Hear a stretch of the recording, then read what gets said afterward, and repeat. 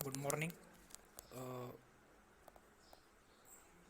आज आपण paper number 1 त्याच्यामधला जो चॅप्टर बघत आहोत ते आहे क्रॉप न्यूट्रिएंट्स. तर क्रॉप न्यूट्रिएंट्समधले आपण ठराविक क्रॉप न्यूट्रिएंट्स बघितलेत. तर त्या पुढील क्रॉप न्यूट्रिएंट्स जे की 16 इसेन्शियल क्रॉप न्यूट्रिएंट्स आहेत त्याच्यामधले आपण पहिले 8 बघितलेत. बोरॉन मॅग्नेशियमपर्यंत बघितलेत. तर आता झिंकच्या संदर्भात आपण बघूया. तर झिंक, तर त्याच्यामध्ये जे हायलाईट्स केलेले जे भाग आहेत ना ते जास्त इम्पॉर्टन्स आहेत, हे लक्षात ठेवायचे. जे हायलाईट केलेले भाग आहेत तेवढेच जास्त इम्पॉर्टंट आहे. तर zinc it is essential for number of enzymatic reaction as it is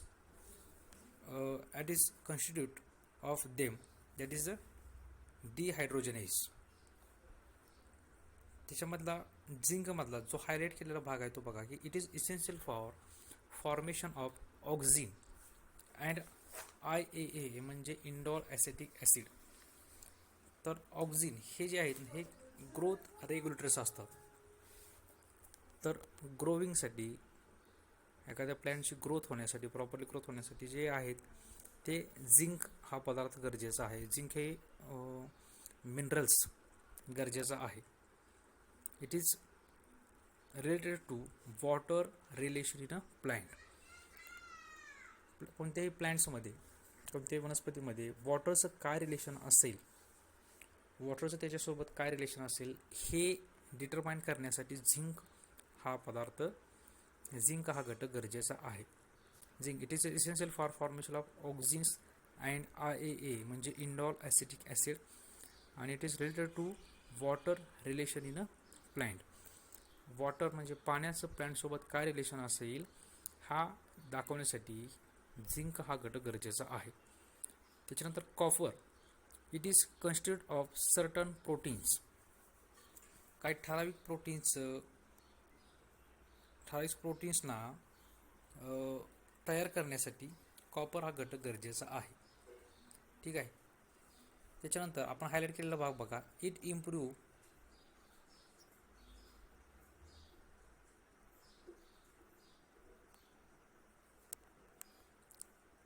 copper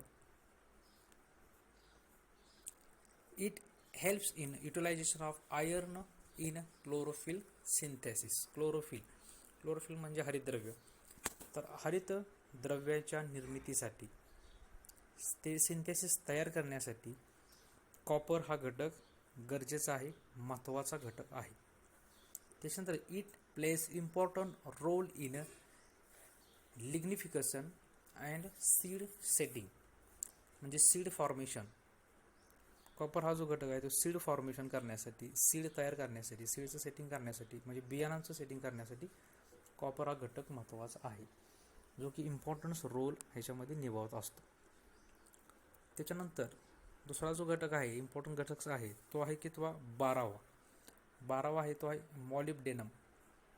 molybdenum. तर त्याचं काय मेन फंक्शन आहे? मॉलिब्डेनमचं मेन फंक्शन काय आहे की it is essential for nitrogen fixing organism.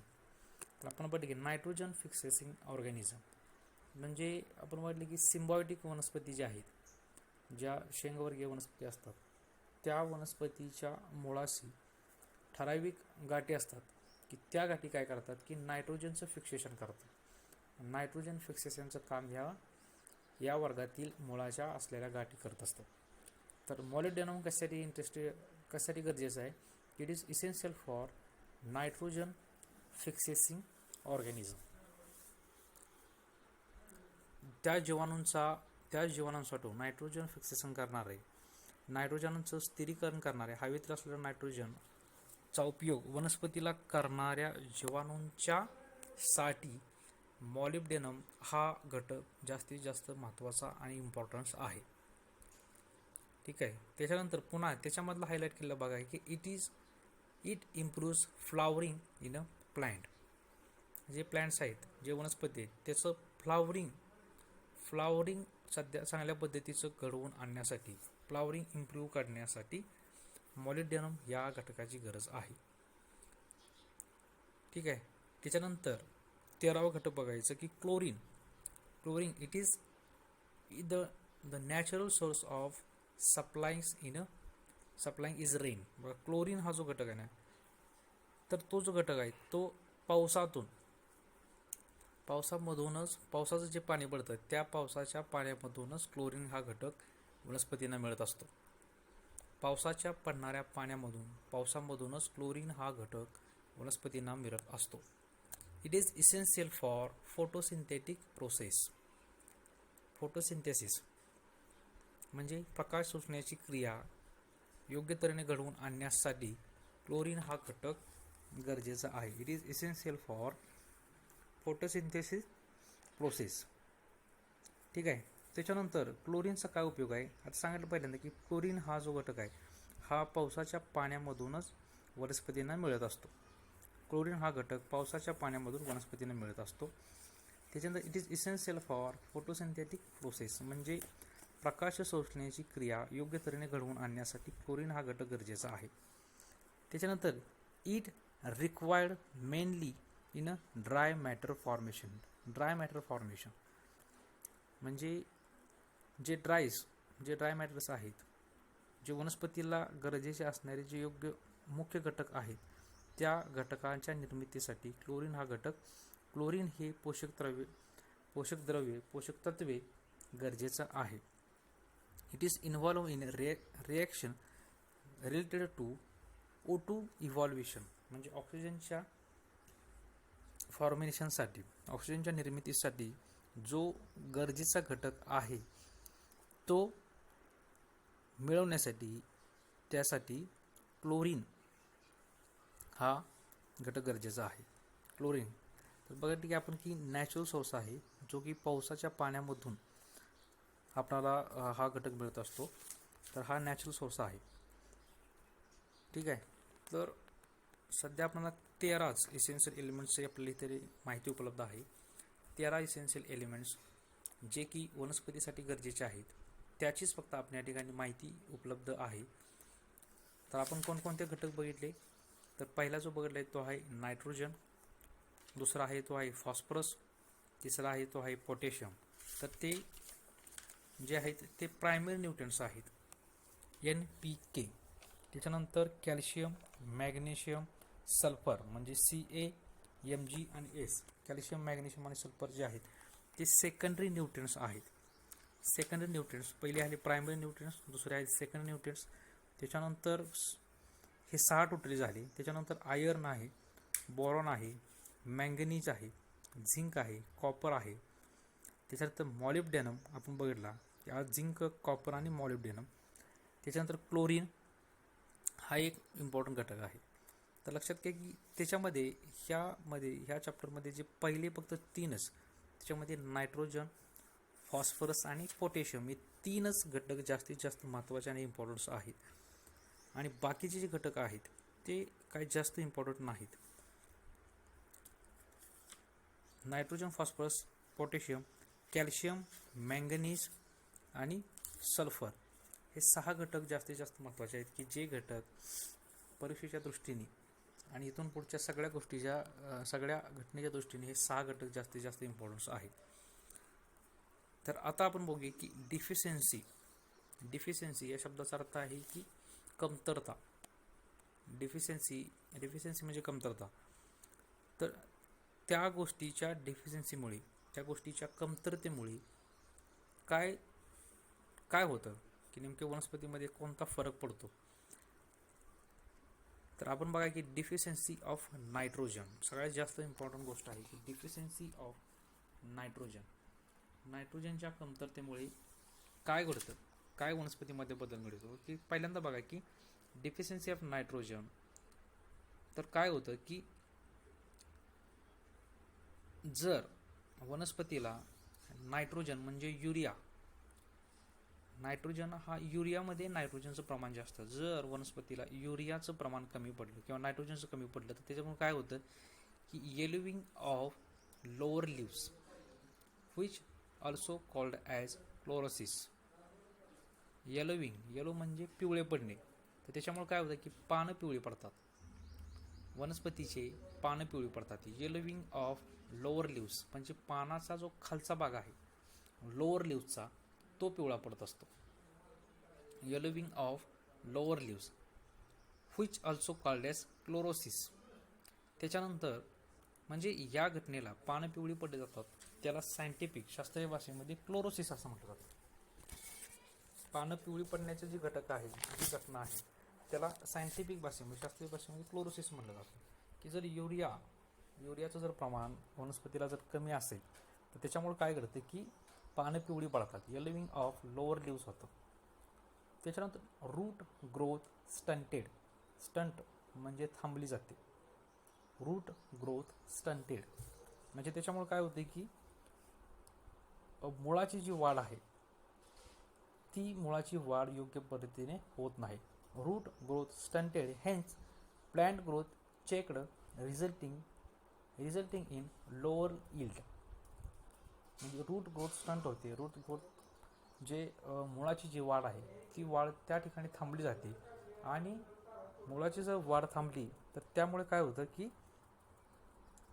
Route growth stunt झाली, मुळाची जर वाढ थांबली तर त्याच्यामुळे काय होतं की लोअर यील्ड म्हणजे त्याचं जे यील्ड आहे, उत्पन्न आहे, ते उत्पन्न कमी होत असतं. ठीक आहे. तर दोन बघा की येलोविंग ऑफ लोअर लिव्स म्हणजे पानं जे आहेत ते पिवळी पडतात. युरियाचं जर कमी प्रमाण असेल पिकाला तर पानं पिवळी पडतात. त्याच्यानंतर रूट ग्रोथ आहे म्हणजे जी मुळाची जी वाढ आहे ती वाढ थांबते आणि वाढ थांबल्यामुळे plant growth checked resulting in lower yield म्हणजे लोअर यील्ड म्हणजे उत्पन्न कमी होतं. रूट ग्रोथ स्टंट होते, रूट ग्रोथ थांबते, त्याच्यामुळं उत्पन्न कमी होतं. तर सगळ्यात महत्त्वाची गोष्ट आहे की nitrogen hasten maturity cause shrivelling of grain. बाकी मॅच्युरिटी वाढते, हस्टन म्हणजे वाढत असते, पण त्याच्यामुळे एक श्रिव्हलिंग ऑफ ग्रेन म्हणजे जे वनस्पती पिकापासून आपल्याला जे ग्रेन्स आहे, जे धान्य मिळणार आहेत त्याला अडचण येते, ते धान्य प्रॉपरली निर्माण होत नाही. त्याच्यानंतर काय म्हणलं की चौथा भागा गोष्ट की फ्लावरिंग डिले और suppressed hence no fruit formation. Flowering जे आहे ते डिले होतं म्हणजे वेळ लागते, फ्लावरिंग होत नाही. जर युरियाची कमतरता असेल, नायट्रोजनची जर कमतरता असेल तर फ्लावरिंग होत नाही. तर फ्लावरिंग डिले झाल्यामुळे सफरेस्ड हेन्स नो फ्रूट फॉर्मेशन म्हणजे फ्रूट म्हणजे फळाची निर्मिती होऊ शकत नाही.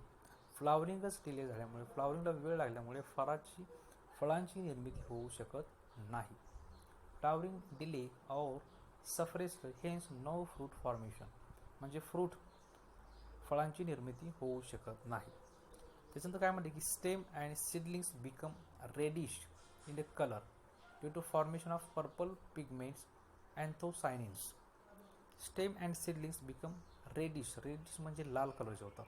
स्टेम म्हणजे खोड असतील, सीडलिंग्स म्हणजे निर्माण झालेले नवीन धान्य असतील, तर ते जे सीडलिंग्स आहेत ते रेड कलर होतात. त्याच्यामुळे काय होतं की रेड कलर झाल्यामुळे reddish in colour formation of purple pigments called as anthocyanins. Purple म्हणजे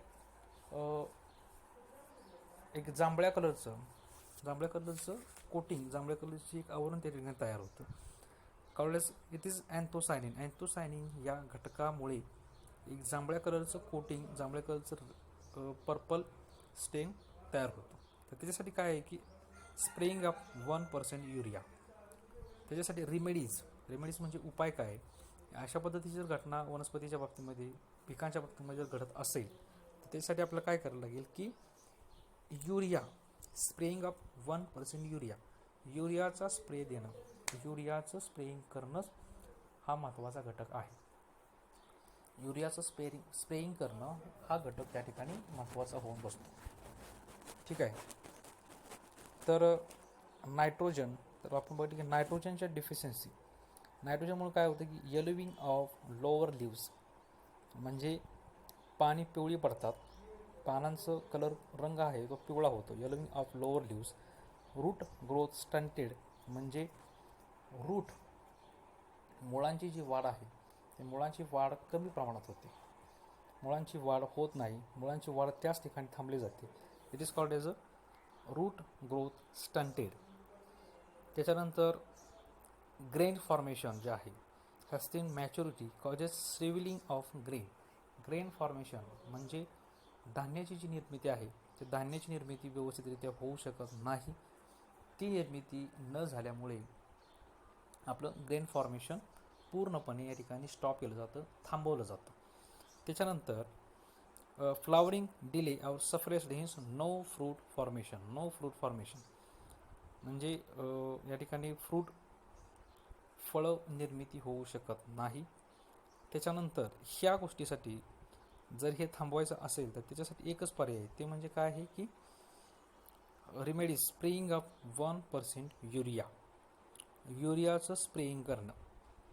युरियाचं स्प्रेइंग करणं हा एकमेव घटक, एकमेव या ठिकाणी गरजेची असलेली गोष्ट आहे की युरियाचं स्प्रेइंग करायचं. अशा वेळेस जर युरियाचं स्प्रेइंग केलं तर आपल्याला ह्या नायट्रोजनची डिफिशियन्सी कमी होऊ शकते. नायट्रोजन जो आहे हा घटक वनस्पतीला फक्त युरियामधूनच मिळत असतो. युरियामध्ये जास्त प्रमाणात नायट्रोजन असतात, तर ते आपण नंतर पुन्हा बघूया की नायट्रोजन किती असतात युरियामध्ये.